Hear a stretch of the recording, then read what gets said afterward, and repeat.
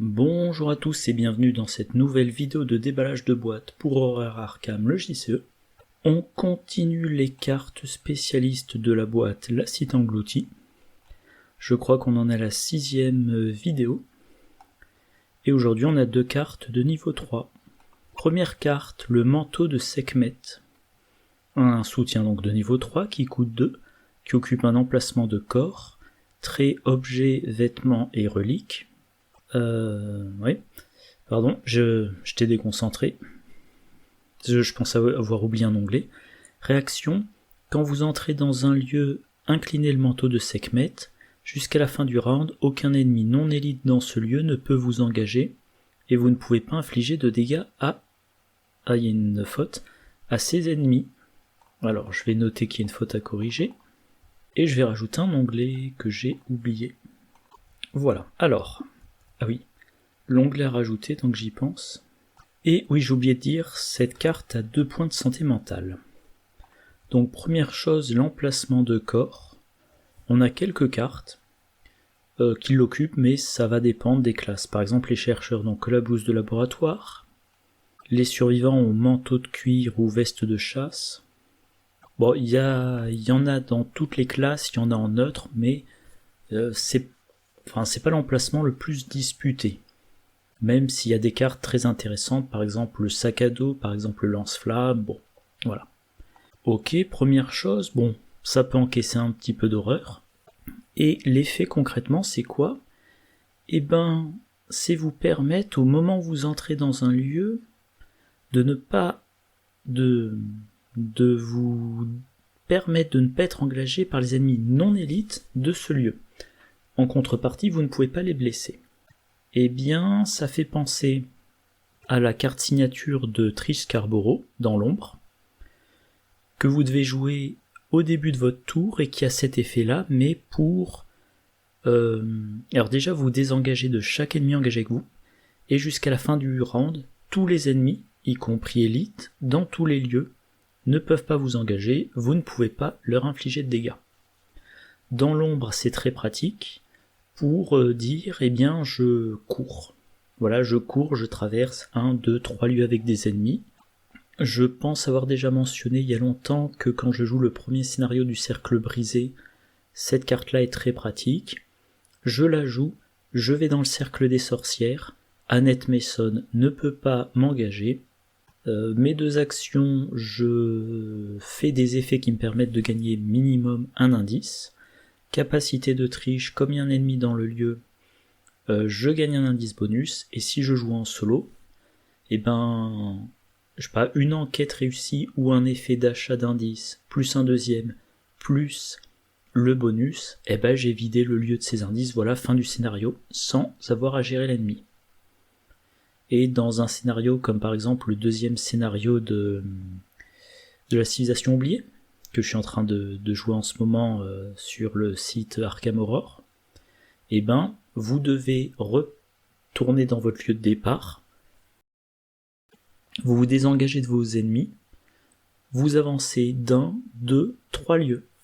Avancer 3 lieux, c'est entre 1/3 et la moitié de la distance à parcourir, me semble-t-il. Voilà. Alors en moins fort, il y a la forme éthérée. C'est donc un événement mystique qui existe au niveau 0, et au niveau 2, il y a un effet de récursion. Donc vous échappez à agilité plus volonté. Si vous réussissez, vous désengagez de chaque autre ennemi engagé avec vous, et pour le reste du round, vous ne pouvez plus être engagé, vous ne pouvez plus engager les ennemis, vous ne pouvez pas les attaquer, vous ne pouvez pas infliger de dégâts. Voilà. Autre carte qui a un effet un peu similaire, carte à laquelle je viens de penser il y a quelques minutes, Cachette. Événement survivant, rapide, attachez cachette à n'importe quel lieu, chaque ennemi non élite, alors là c'est limité aux non élites, dans le lieu attaché gagne distant, forcé à la fin de la phase des ennemis, si un ennemi redressé dans le lieu attaché, défaussé cachette. Donc cachette, ça va être la carte qu'on joue dans un lieu connexe qui n'a que des ennemis non élites. On entre dans le lieu, tous les ennemis du lieu ont distant, Donc on se fait pas engager, on sort du lieu, et à la fin de la phase des ennemis, alors les ennemis chasseurs vous poursuivent, mais soit vous êtes assez éloigné pour ne pas vous faire attraper, soit il n'y a pas d'ennemis chasseurs, en tout cas s'il reste des ennemis dans le lieu, vous défaussez la cachette, mais c'est pas gênant parce que vous avez traversé le lieu. Voilà. Alors là j'avais mis cette carte, j'avais mis les chaussures de course. Alors, chaussures de course, il y a un petit peu aussi cet effet d'évitement des ennemis. Les chaussures de course, alors vous êtes limité à une paire de chaussures par investigateur, vous avez un plus en agilité, et après vous êtes déplacé, mais avant que les ennemis dans votre nouveau lieu ne vous engagent, inclinez les chaussures de course, effectuez un test d'agilité de difficulté 3, en cas de réussite, déplacez-vous vers un lieu connexe. Donc vous entrez dans un lieu avec des ennemis, si vous réussissez le test, vous vous redéplacez avant qu'ils vous engagent. Donc vous avez échappé, pas au sens faire une évasion, mais vous vous êtes affranchi de ces ennemis et vous avez gagné un déplacement. Et par contre, si on combine les deux, alors le manteau c'est quand vous entrez dans un lieu. Donc vous entrez et après vous êtes déplacé. Ah, je sais pas trop, parce que après ça se produit après quand, me semble-t-il. Ouais, donc je dirais, je le garantis pas à 100%, mais je pense que quand vous entrez dans le lieu, vous pouvez activer le manteau, et ensuite, vous avez l'effet après que... En fait, je sais pas si on considère que le déplacement est terminé une fois qu'on est entré dans le lieu. Soit c'est je me déplace, après m'être déplacé, je peux résoudre les chaussures de course, et ensuite, je considère que je suis entré dans le lieu, je peux activer le manteau. Soit le timing, c'est... après vous êtes déplacé, l'entrée dans le lieu compte dans le déplacement. Donc je sais pas, ça il faudrait creuser. Voilà. Alors, j'avais aussi noté... Ah oui, voilà, je m'en souviens, pourquoi j'ai mis ça. Le manteau de Sekhmet vous interdit d'infliger des dégâts des ennemis. Mais il vous interdit pas de les vaincre. Vous ne pouvez pas les blesser. Mais vous pouvez les vaincre autrement qu'en les blessant. Donc j'ai cherché un petit peu tous les effets pour vaincre les ennemis ou les défausser. Et j'ai noté, par exemple, chez les chercheurs, le disque d'Itzamna. Réaction, quand un ennemi non élite est généré dans votre lieu, défaussez le disque d'Itzamna, défaussez cet ennemi. Bon, alors là, il faut que l'ennemi soit généré. Donc, ça peut pas être un ennemi qui était déjà présent quand vous êtes entré dans le lieu. Mais s'il y a un effet du style quand vous entrez dans le lieu, générez-y un ennemi, là ça peut marcher. On a le myconide affamé type souche carnivore. Je suis en train de me dire, on n'avait aucune carte étudiée dans ce cycle. Ah si, le cadran des anciens. Ok. Bref, le myconide affamé. Bon, il y a l'effet des myconides, je vous encourage à aller revoir la vidéo, mais en tout cas, capacité gratuite, là. Choisissez un ennemi non élite dans votre lieu avec une vie restante inférieure ou égale à la quantité de croissance du myconide affamé, vainquez cet ennemi.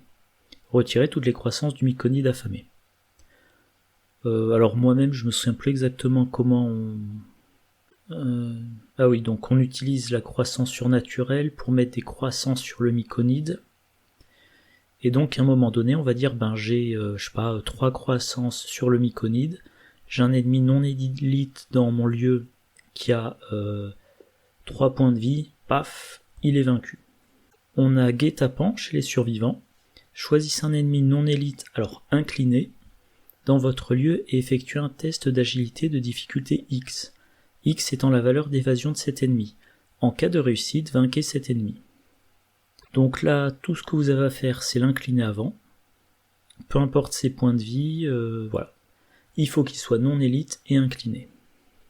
Il y a aussi tous les effets de mélange des ennemis dans le deck rencontre, qui sont pas bloqués par le manteau de Sekhmet. Par exemple, persuasion chez les chercheurs. Discussion, choisissez un ennemi. Humanoïde si vous jouez pas liste des tabous, n'importe quel ennemi si vous jouez avec la liste des tabous.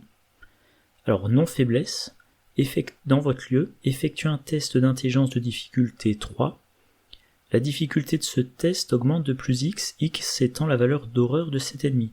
En cas de réussite, mélangez l'ennemi choisi dans le deck rencontre. Si c'est un ennemi élite, échappez-lui automatiquement à la place. Voilà, on a aussi intimidation dont j'ai parlé à plusieurs reprises, donc je vais pas entrer dans les détails, et voilà. Voilà ce qu'il y a à dire sur le manteau de Sekhmet. Moi je trouve que c'est quand même assez...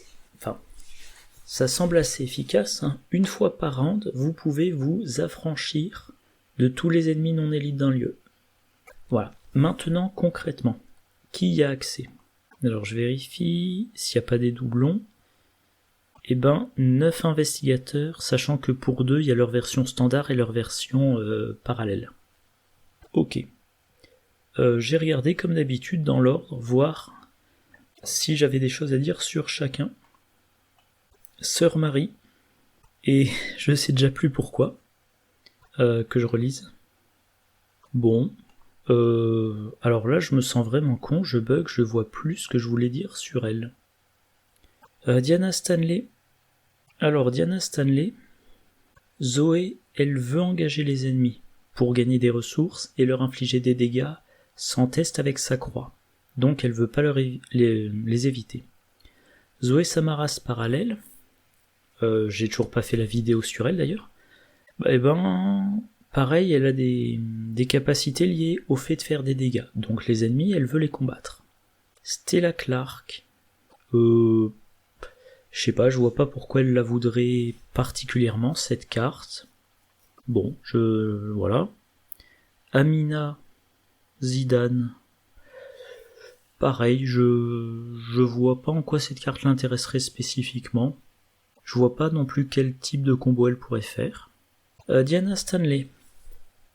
Diana, en début de scénario, elle a que 1 de volonté. Alors concrètement, comme elle commence la partie avec sombre aperçu en main, concrètement en fait elle commence avec 2 de volonté. Mais en tout cas, elle commence faible et elle va gagner en puissance. Donc s'affranchir des ennemis qu'elle n'est pas encore capable de combattre, ça peut être intéressant. Alors, il y a aussi le fait qu'avec ses effets d'annulation, potentiellement elle pourrait laisser plus d'ennemis. Elle pourrait annuler un certain nombre de cartes traîtrises et laisser des ennemis en jeu, donc potentiellement les ennemis s'accumulent. Ouais. Lily Chen, je vois pas. Et Père Mathéo, qu'est-ce que j'avais à dire dessus? Je sais plus non plus.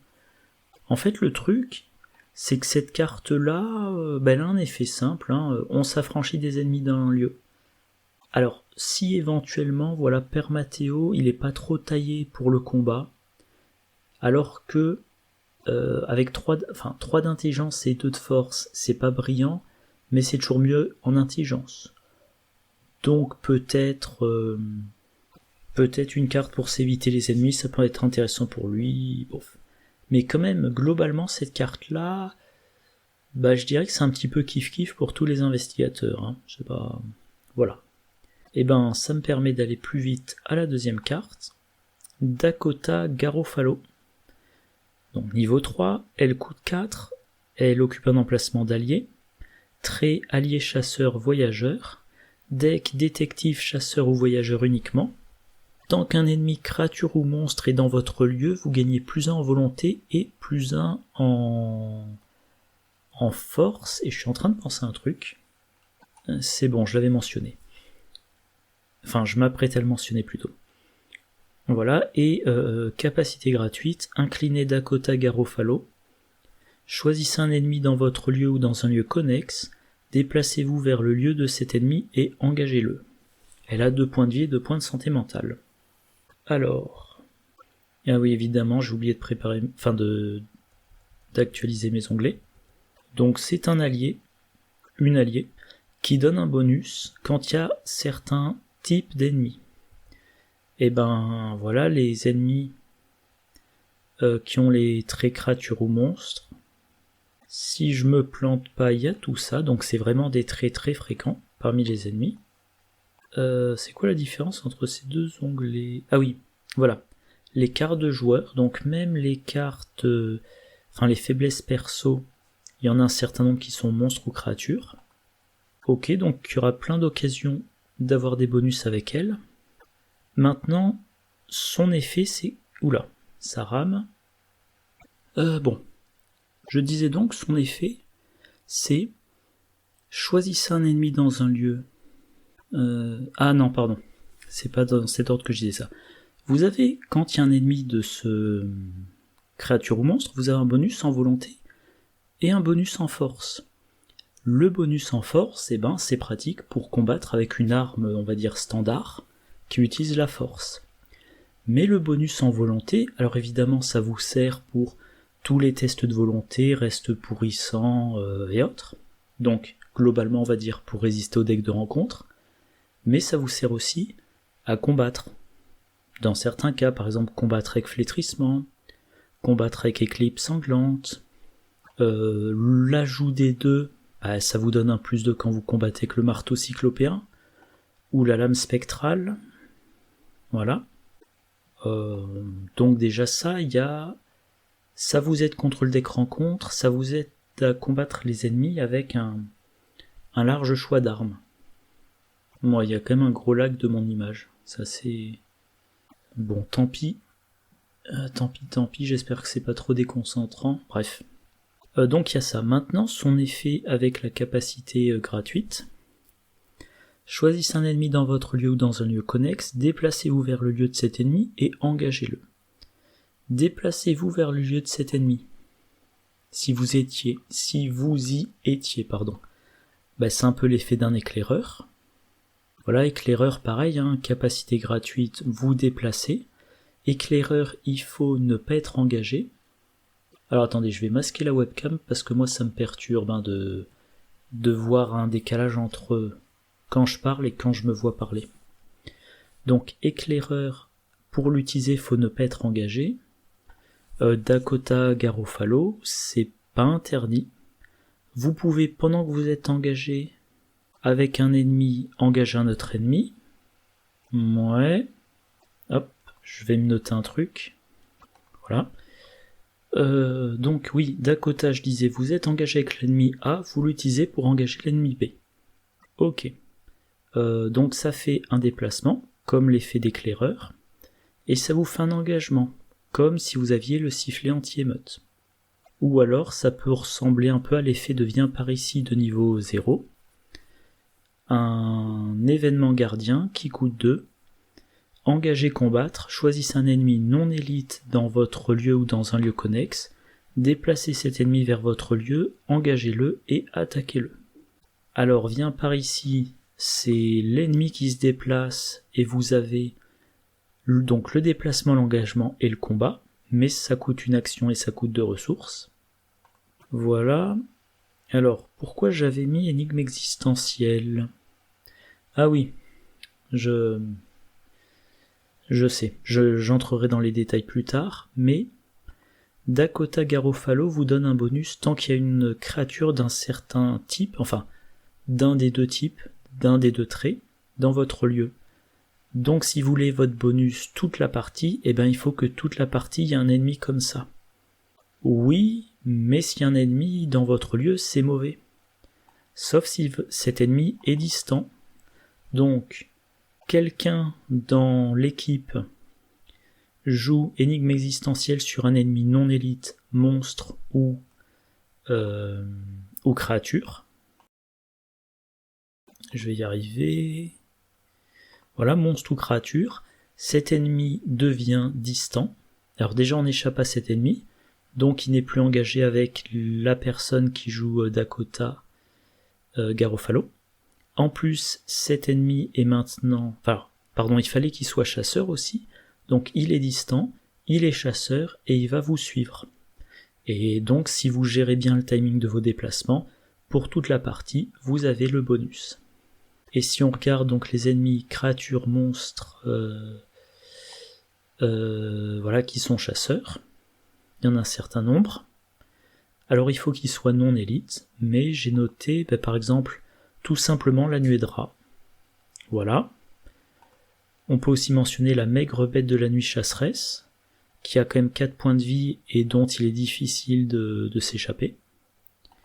Et aussi le conglomérat de sphères, facile à combattre, difficile de lui échapper, mais 6 points de vie et il détruit vos armes de corps à corps si vous l'attaquez avec. Voilà. Globalement la carte est très bien. Et je viens de penser à une combo, j'essaierai de la filmer, de la diffuser dès le prochain mercredi où je diffuse une combo. J'en ai une programmée pour mercredi, je vais peut-être pas faire doublon, ouais donc le 25 juin. Bref, alors qui y a accès ? Eh ben, tous ces investigateurs-là. Il n'y a pas de survivants, il n'y a qu'un mystique, plusieurs gardiens, plusieurs truands et 2 chercheurs. Et si on regarde dans l'ordre, Léo Anderson, je vois rien de particulier à dire pour lui. Roland Banks, il est léger en santé mentale. Enfin, je veux dire, il n'a que 5 de santé mentale, c'est léger, et il n'a que 3 de volonté. Donc, le petit bonus de 1, c'est bon à prendre.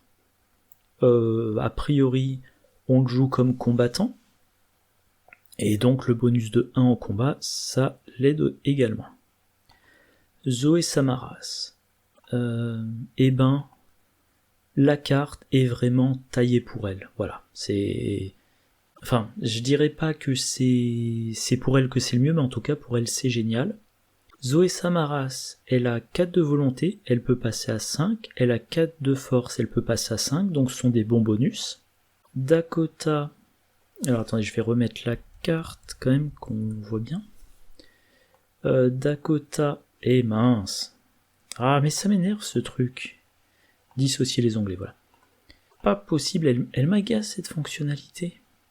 Bref, donc Dakota a une capacité qui fait engager les ennemis sans dépenser d'action, et Zoé Samaras, elle veut engager les ennemis. Alors déjà, quand elle devient engagée avec un ennemi, elle gagne une ressource, et ensuite, si elle a la croix en jeu, elle peut dépenser cette ressource pour infliger un dégât sans test.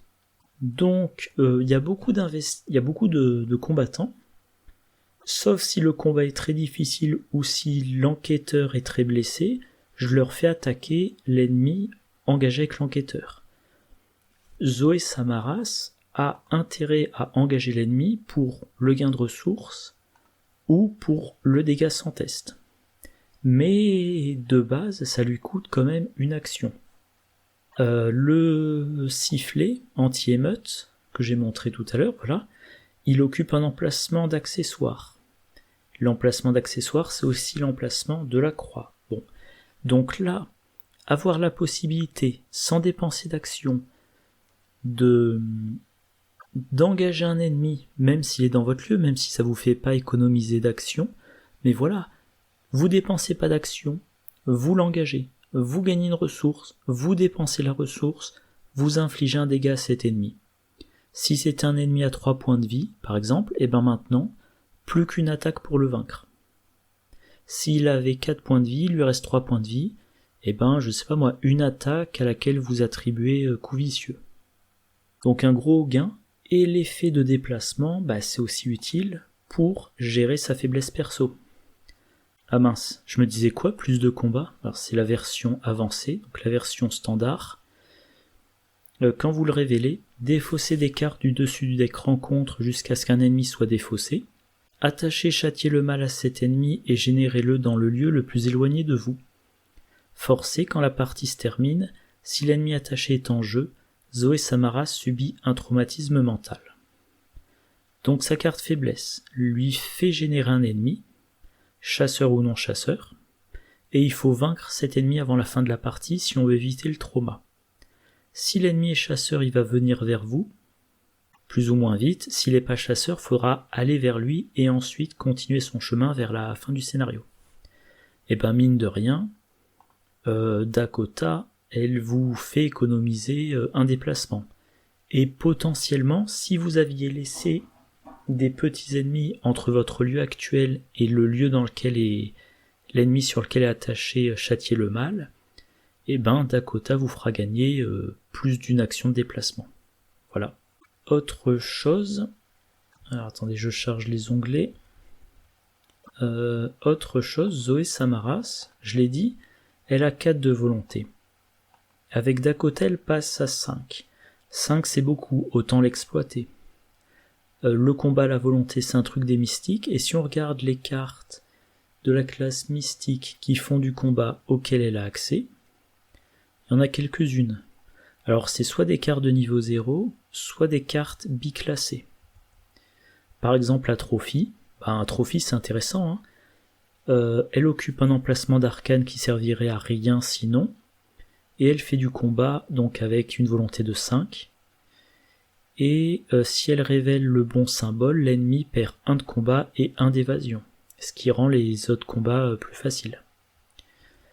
Évidemment il y a Flétrissement, le classique, elle a accès à la lame spectrale, donc lame spectrale avec les 2 bonus de Dakota Garofalo, ça veut dire qu'elle attaque avec une valeur de compétence de 10, pour faire potentiellement 3 dégâts d'un coup, sachant que l'ennemi, elle lui a infligé un dégât avec sa croix.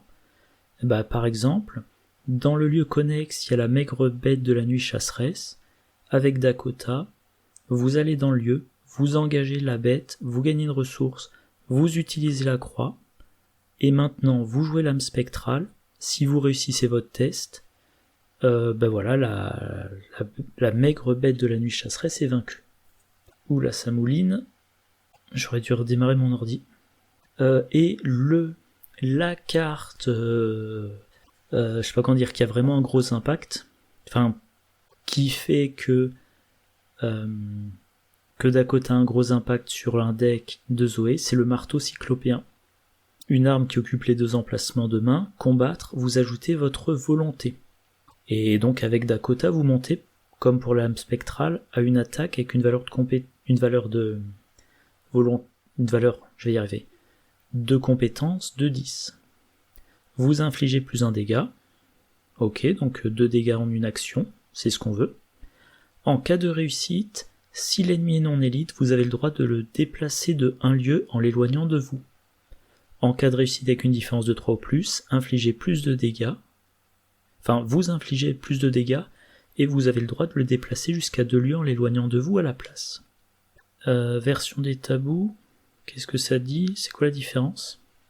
Ah oui, il faut l'incliner pour avoir le gros bonus si on réussit de 3 ou plus. Mais voilà, donc vous combattez avec une valeur de compétence de 10, et potentiellement en une attaque, vous faites 3 dégâts, et vous déplacez l'ennemi. Et on a un petit peu cet effet jusqu'à 2 lieux.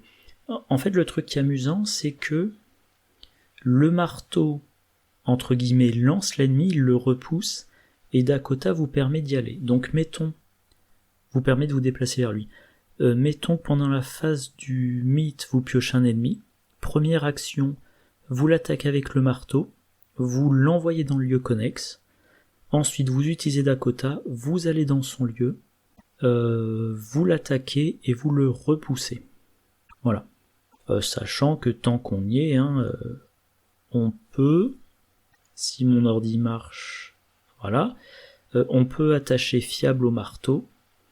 Tant que vous résolvez une capacité déclenchée du soutien attaché, vous gagnez plus 1 à chacune de vos compétences. Donc tout cumulé, avec le marteau, vous avez une valeur de compétence de 12. Donc c'est vraiment j'allais dire le deck de gros bill.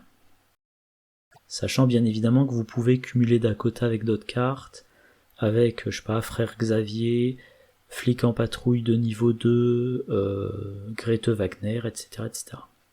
Alors, qui est le suivant dans la liste? Zoé Samaras, parallèle.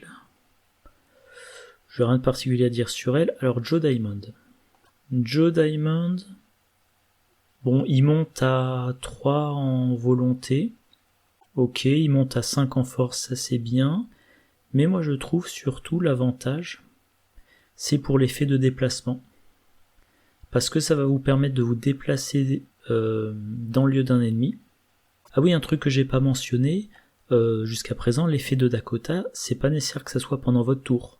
Dès que vous avez une bonne fenêtre de joueur, et ben vous pouvez l'utiliser.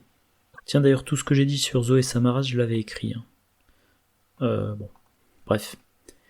Je disais donc, pour Joe Diamond, le principal intérêt, je trouve, c'est le déplacement. Joe Diamond, il a un deck, comment ça s'appelle déjà ? Un deck intuition, qui contient 10 événements perspicacité qu'il choisit dans son deck de 40 cartes, et sa faiblesse perso.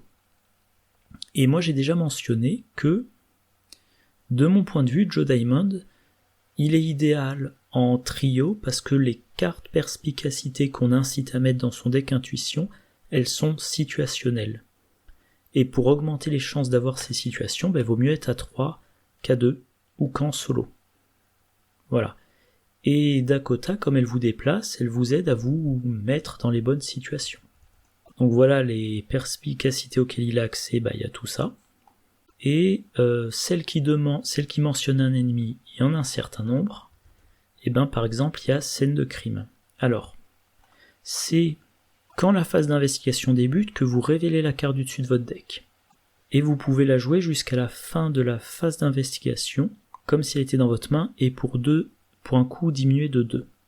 Donc, phase du mythe, vous piochez, les investigateurs piochent des cartes, se retrouvent avec des ennemis, se retrouvent avec des traîtrises, voilà. Et puis, début de la phase d'investigation, avant de choisir l'ordre des joueurs donc, vous voyez que sur votre deck intuition, vous avez scène de crime. Scène de crime, vous devez le jouer lors de votre première action. Mais, alors on va regarder les règles, le timing. Timing and gameplay. Voilà. La phase d'investigation commence. Donc c'est là que vous révélez votre scène de crime. Fenêtre de joueur. Et ensuite on commence le tour. Donc si vous jouez en trio, alors je vais remettre ma webcam, ce sera plus pratique. Est-ce qu'elle mouline un peu ? Ouais. Alors le temps de l'explication, je vais le dire quand même. Vous jouez en trio, vous avez un polyvalent. Le polyvalent, moi quand je joue en trio, je le mets dans son coin parce qu'il peut faire un peu de combat. Donc il n'a pas besoin d'être en permanence défendu par le combattant. Donc potentiellement dans le lieu A, vous avez le combattant et l'enquêteur, les deux là. Et dans le lieu connexe, vous avez Joe Diamond. Et donc, phase du mythe, un des deux premiers, le combattant ou l'enquêteur a pioché un ennemi. Joe Diamond, au début de la phase d'investigation, il voit qu'il a scène de crime. Donc ça veut dire qu'il faut que quand son tour commence, il soit dans le lieu de l'ennemi, donc dans le lieu de ces deux investigateurs-là. Et potentiellement,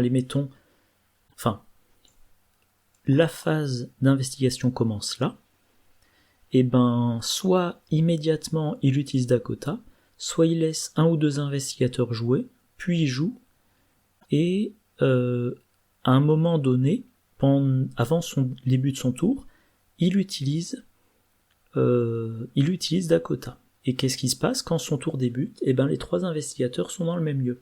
Je sais pas si vous voyez bien ma main, voilà, les trois sont dans le même lieu. Allez, je rééteins ma webcam. Voilà, les trois sont dans le même lieu, donc il débute son tour et il dit « Je joue scène de crime ». Voilà.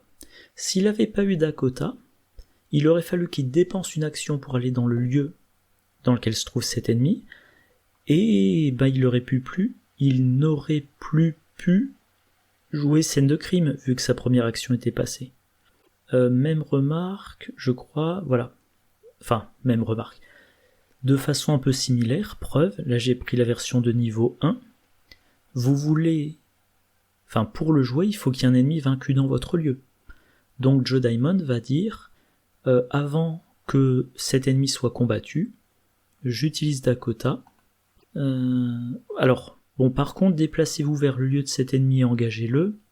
C'est vrai qu'effectivement, ensuite, l'ennemi, il faut le gérer pendant le reste de votre tour. Attendez, je dis une bêtise. Ça, c'est pour scène de crime. Scène de crime, première action, vous devenez engagé avec l'ennemi. Première action, vous jouez scène de crime. Pas d'attaque d'opportunité. Mais ensuite, vous avez deux actions à jouer en tenant compte du fait que vous êtes engagé avec l'ennemi. Par contre, si c'est pour preuve, là, pour le coup, la phase d'investigation commence. Vous dites immédiatement, je vais dans le lieu de l'ennemi, je l'engage, et ensuite vous dites, tiens, le combattant, tu combats maintenant. Et si tu te débrouilles pour vaincre l'ennemi, eh ben moi je joue preuve, et le fait d'être devenu engagé avec cet ennemi n'était pas un problème. Même remarque avec déconcerté. Discussion, choisissez un ennemi dans votre lieu, effectuez un test d'intelligence de difficulté X, X étant la valeur d'évasion de l'ennemi choisi. En cas de réussite, découvrez 2 indices dans votre lieu. Ensuite, si l'ennemi choisi est non élite, échappez-lui automatiquement. Il ne se redresse pas lors de la prochaine phase d'entretien. Donc vous déplacez dans le lieu de cet ennemi, vous l'engagez, vous jouez cette discussion, ce qui ne provoque pas d'attaque d'opportunité. Si vous réussissez, vous avez les indices.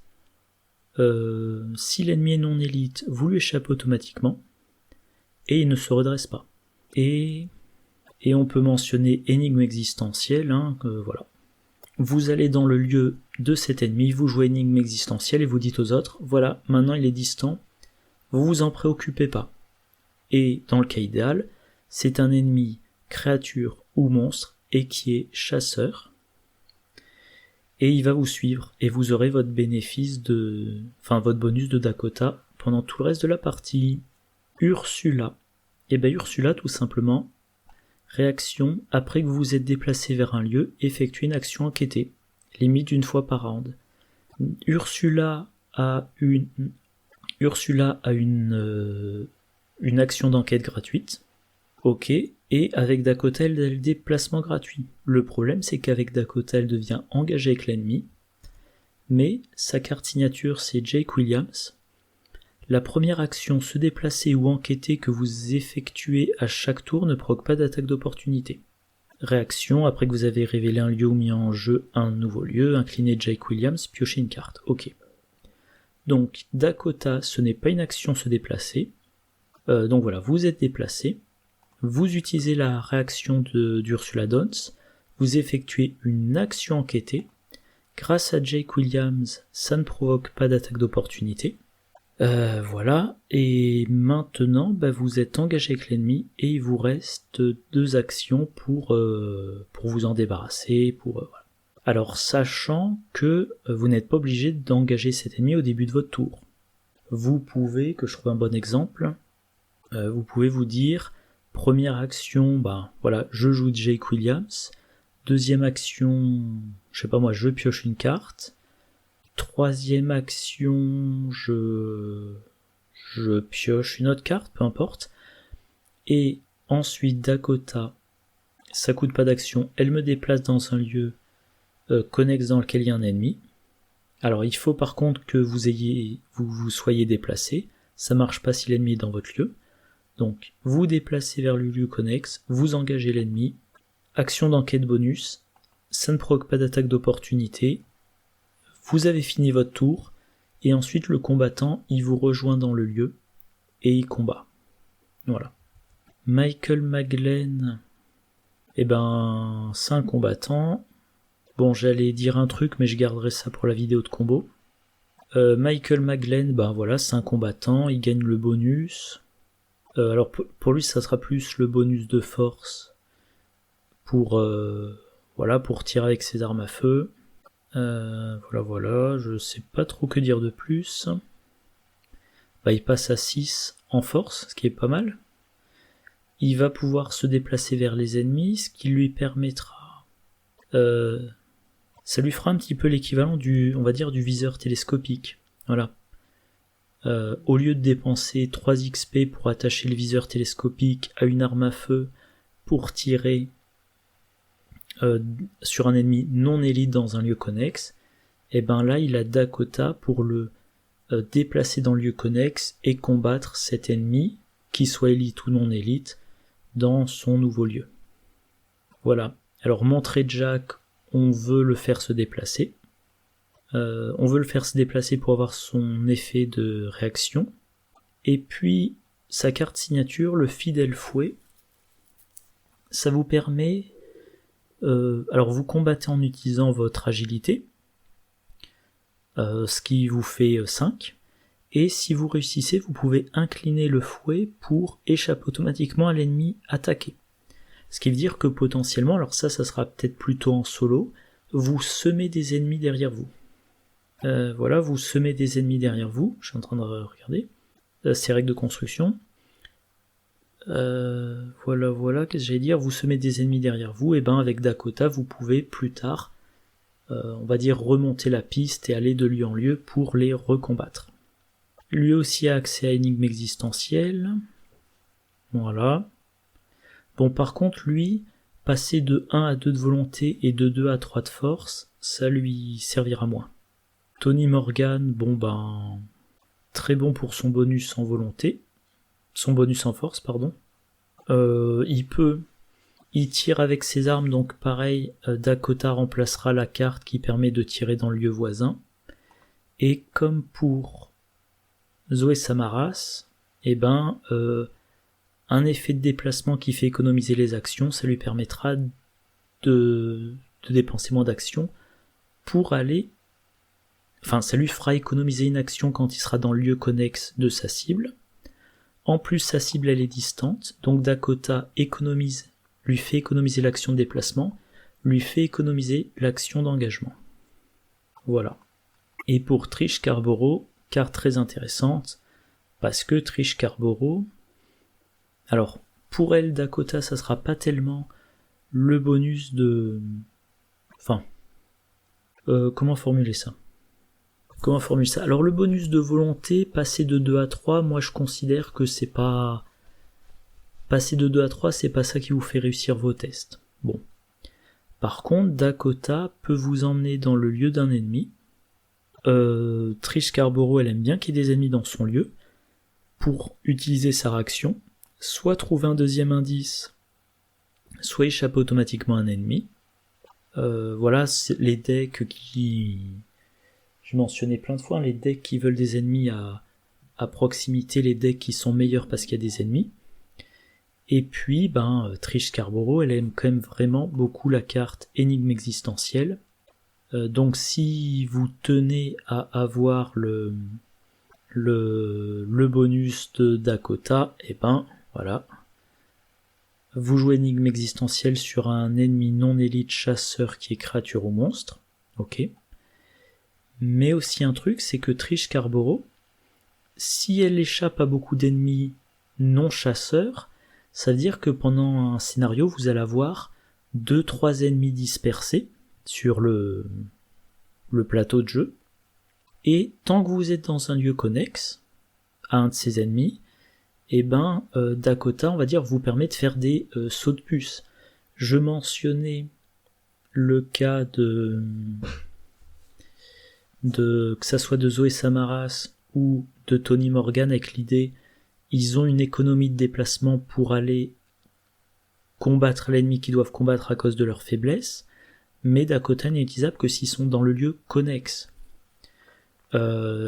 Trish, si elle laisse un ennemi dans un lieu sur 2, elle est dans un lieu connexe à un ennemi, donc elle utilise Dakota, elle entre dans le lieu de cet ennemi, elle se débrouille pour lui échapper, elle se déplace, elle est de nouveau dans un lieu connexe à un autre ennemi, et elle peut comme ça faire je me déplace, j'utilise Dakota, j'échappe à l'ennemi, je me déplace, j'utilise Dakota, j'échappe à l'ennemi, et faire beaucoup d'économies de déplacement, tant qu'elle arrive à échapper à cet ennemi. Et si vous avez protection rapprochée, si vous donnez par exemple protection rapprochée à Zoé Samaras, Trish Carboro, la version niveau 2 est plus intéressante, je crois.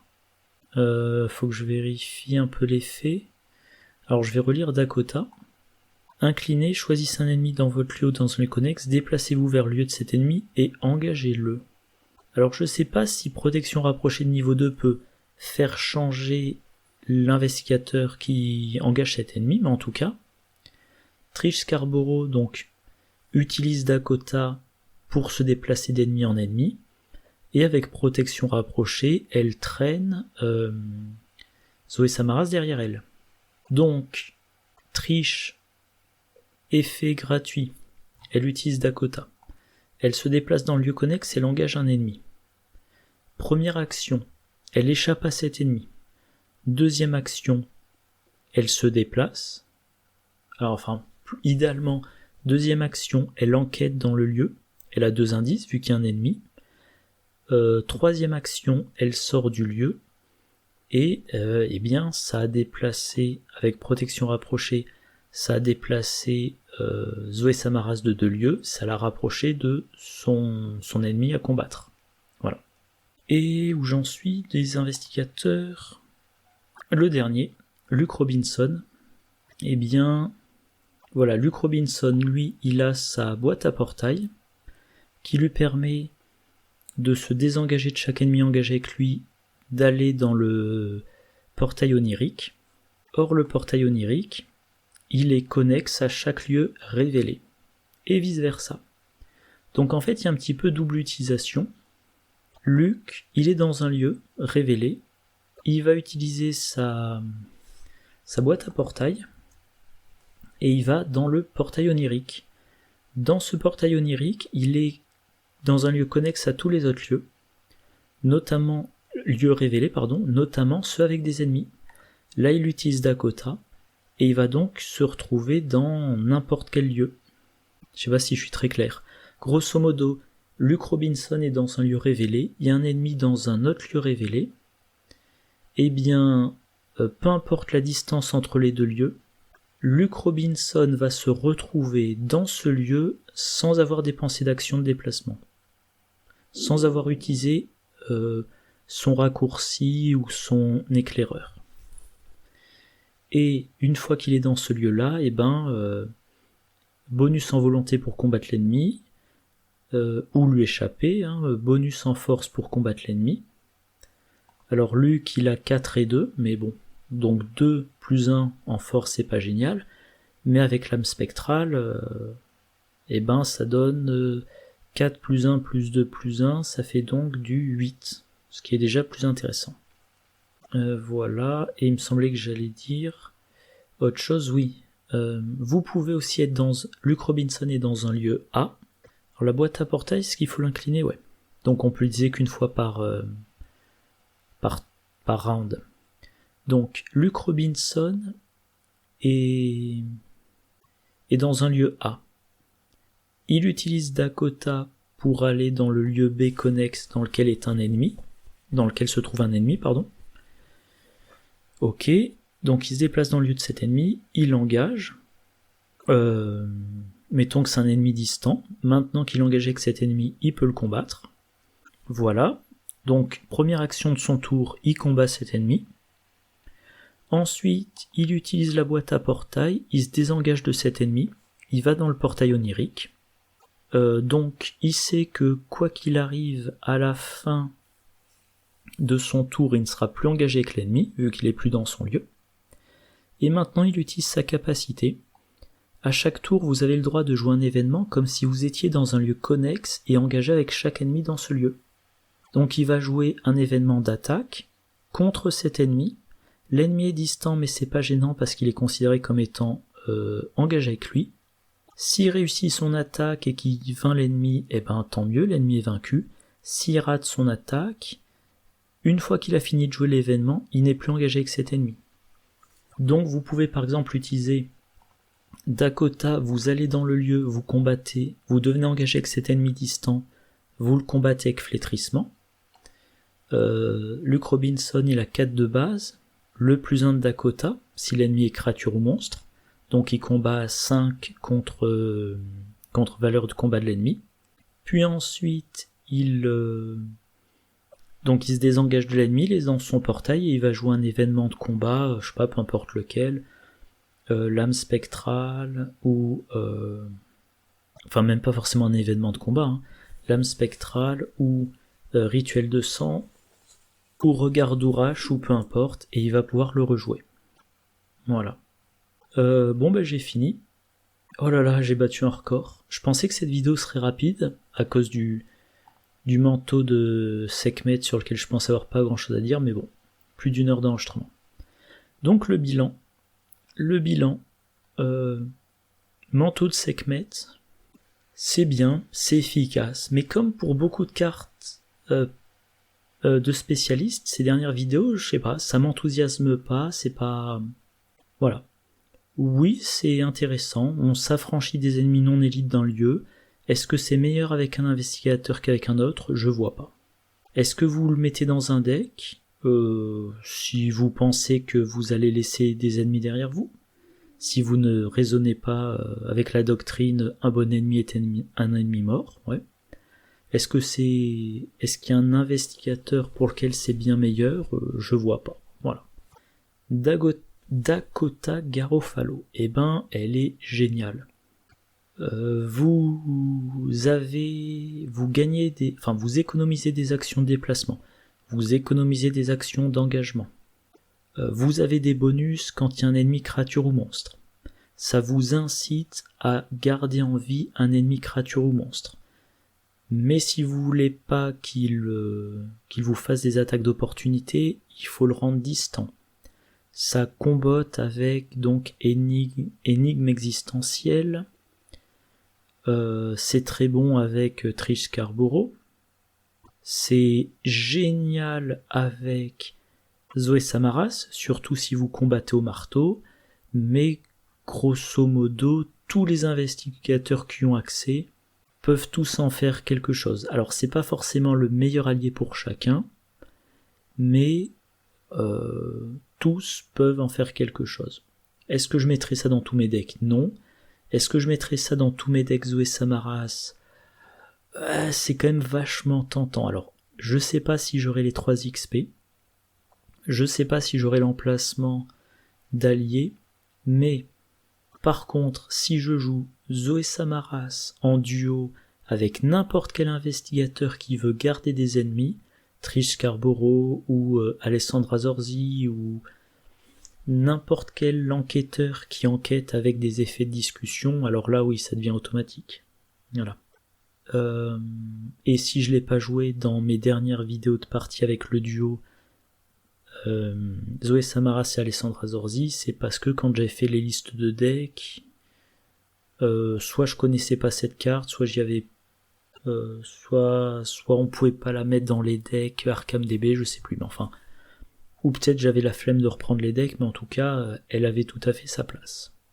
Et puis voilà, on peut faire des trucs amusants avec Luke Robinson, on peut faire de bons trucs avec Joe Diamond en trio, voilà, c'est vraiment une excellente carte. Bon, je sais pas si j'irai jusqu'à dire que c'est la meilleure des cartes de spécialistes dont j'ai parlé jusqu'à présent. Non, parce que carte de bibliothèque est vraiment dingue, mais elle fait vraiment partie des meilleures. Bon, ben c'est tout pour aujourd'hui. J'ai quelques heures. J'ai jusqu'à demain matin pour monter cette vidéo. Et donc cette vidéo-là, elle sera en ligne mardi. La vidéo de mercredi, encore 2 cartes de niveau 3. Voilà. Donc, que je dise pas de bêtises. Donc mercredi, jeudi, vendredi. Je crois que j'avais compté que je faisais ces vidéos-là de déballage jusqu'au 20 juin. Et ensuite une semaine d'exemples de deck que je n'ai pas encore fini de préparer. Toujours est-il, d'ici la prochaine vidéo, moi je vous souhaite une bonne journée, une bonne soirée, de bonnes parties, et je vous dis à la prochaine, au revoir.